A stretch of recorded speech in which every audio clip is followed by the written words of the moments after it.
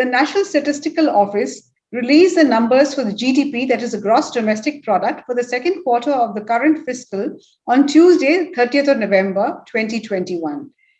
It seems as if, reading from the numbers, that the economy might finally be emerging from the deep impasse into which it had fallen following the COVID epidemic, and we might finally be seeing light at the end of the tunnel.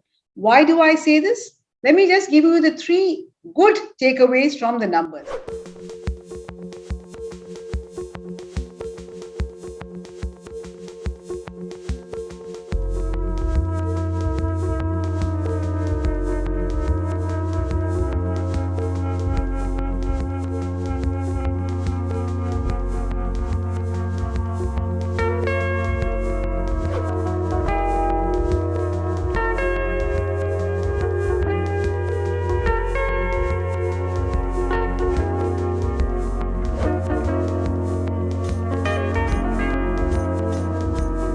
First is that GDP growth in the second quarter of the current fiscal has come in at 8.4%. This is way higher than expectations, estimates, including that of the Reserve Bank of India, which had pegged GDP growth at 7.9% for the second quarter. It is also much happier a number than the decline that we saw in GDP, the contraction that we saw in GDP in the second quarter of the comparable period last fiscal, when the economy was still in the throes of the pandemic. So the broad overall number, 8.4%, is good news, better than estimates, better than RBI's own estimates, and certainly far better than the comparable number for the quarter last fiscal. Also, if you look at the granular data, that is the broken up data or the sector-wise data, all sectors have recorded positive growth. And in fact, two of the sectors, that is financial sector as well as public administration, have grown sequentially as compared to the first quarter of this fiscal. In fact, government public expenditure has grown by 17.4%. Since most of government expenditure is essentially capital expenditure, this is good news because it means investment is picking up. Government is finally sharing its reluctance about spending. That's the first good news. The second good news is that the gross fixed capital formation, that is another word really for investment, is looking up.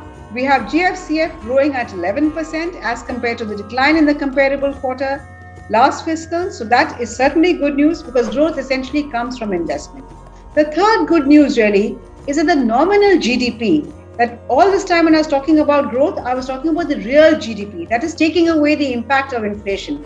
So nominal GDP in the second quarter of this fiscal is finally a little higher than what it was in the pre-COVID period, Q2 of the pre-COVID period. That means we've got back, we've overcome the impasse, overcome the setbacks of the COVID, and we're finally back. Of course, we've lost two years because of the COVID. But unlike Q1, when growth was still, the nominal number was still below Q1 of the previous pre-COVID years, we finally got back to the pre-COVID level of quarter two. So this is good news. So three pieces of good news.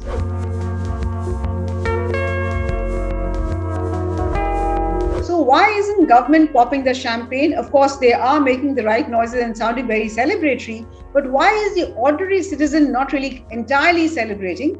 Because of two reasons, two downsides. The first, of course, is the emergence of a new variant of COVID, the Omicron variant, which we really do not know how bad it will be. Initial reports suggest that it won't be as bad as the first variant or what we saw in the first phase and the second phase of the epidemic. But certainly we cannot really set aside all our worries. Of course, it is unlikely that the government will announce a shutdown of the economy, a complete lockdown as we saw last year. But to the extent that contact services, especially the services sector, will be impacted if restrictions are imposed on mobility, then there will be some impact on GDP.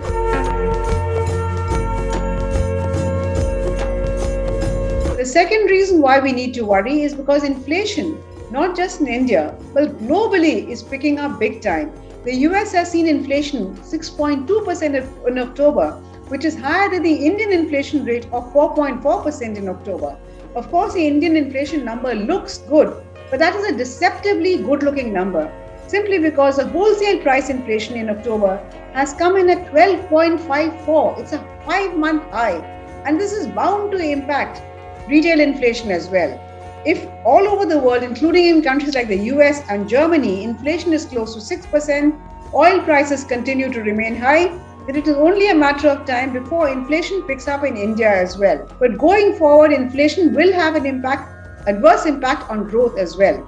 So this is another reason why growth is not definitely going to look up. There could be an adverse impact. So 3 positives from the GDP numbers, 2 negatives, both of which are worrisome. But overall, I think there is reason to be cautiously optimistic.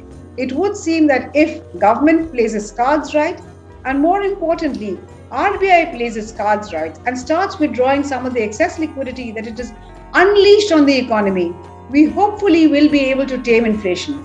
Of course, that is a tall if, because once the inflation genie has been let out of the bottle, it's very difficult to push it back. So I'm afraid we are in for little turbulent times, particularly if the US Federal Reserve raises interest rates. That is bound to impact India as well. We will also have to raise interest rates with an impact on growth. But fortunately, there's always win some, gains, lose some. So this ordinary saver will finally get some compensation for the 2 years of negative real interest rate that he has suffered. So the savers will win, the borrowers will lose. But hopefully going forward, we will see some light at the end of the tunnel. Hopefully, if not in this year, certainly in 2023.